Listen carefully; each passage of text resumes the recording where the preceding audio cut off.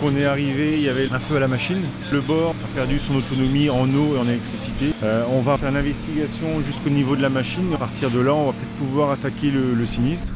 2 bâtiments de commerce viennent de se heurter. Un incendie s'est déclaré sur l'un d'eux. Dans un premier temps, le préfet maritime de l'Atlantique décide d'envoyer une équipe d'évaluation. Sa mission, lui donner une vision précise de la situation.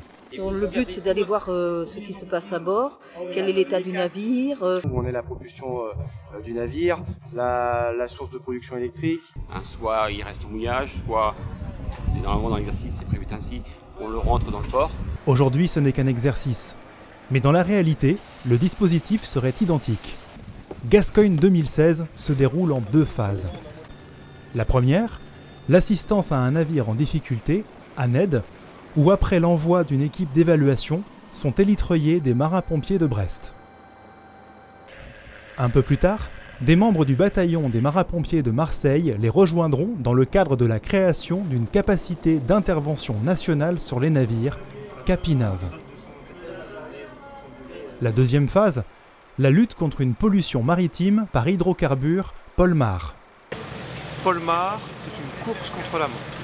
Il faut d'abord éviter la pollution maritime. La majorité des cas, ça se passe très bien.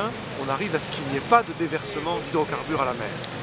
Mais si par malheur, les hydrocarbures sont déversés à la mer, il va falloir le plus rapidement possible mobiliser tous les moyens et tous les acteurs nationaux, internationaux, européens, étatiques, privés, pour lutter et ramasser le maximum de la pollution au large avant qu'elle n'atteigne les côtes. Sur zone, le CEPOL, Centre d'expertise pratique de lutte anti-pollution, coordonne les moyens et profite pour former des professionnels de la pêche à l'utilisation du matériel anti-pollution. La collaboration avec les pêcheurs est extrêmement positive. Ce sont des professionnels de la mer qui apportent un plus.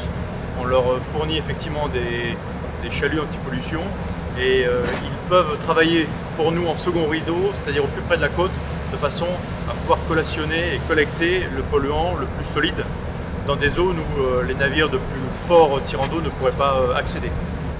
Gascogne 2016 s'inscrit dans le cadre de la mise en œuvre du dispositif opérationnel et permanent Orsec maritime. L'objectif étant d'optimiser la gestion et la coordination des secours maritimes et terrestres face à une catastrophe maritime de grande ampleur.